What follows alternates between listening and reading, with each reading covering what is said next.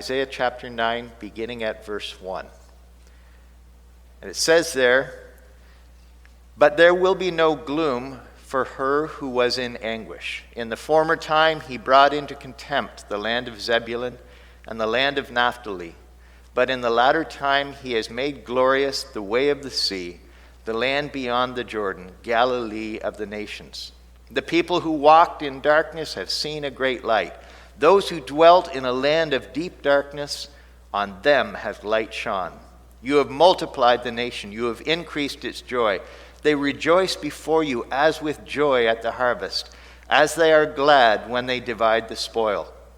For the yoke of his burden and the staff for his shoulder, the rod of his oppressor, you have broken, as on the day of Midian. For every boot of the tramping warrior in battle tumult, and every garment rolled in blood will be burned as fuel for the fire. For to us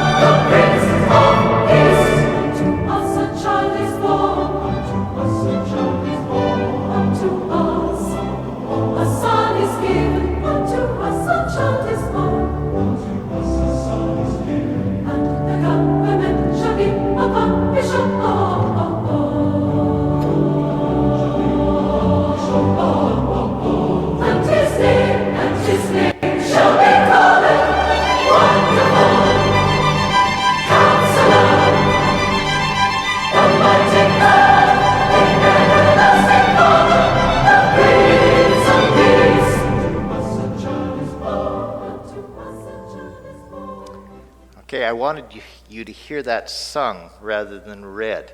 I wanted you to listen to Handel's telling of verse 6 because it captures the joyful tone of this birth announcement so well.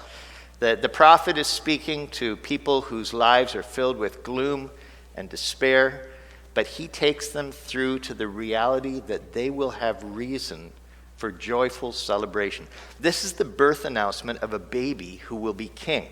And Handel gets it right because he lived in a time when kings and queens were much more part of the national consciousness and well-being. Today we still have kings and queens and princes and princesses, but the reality is they're more likely to be fodder for tabloid gossip than figures that make any difference in the world. But in the day when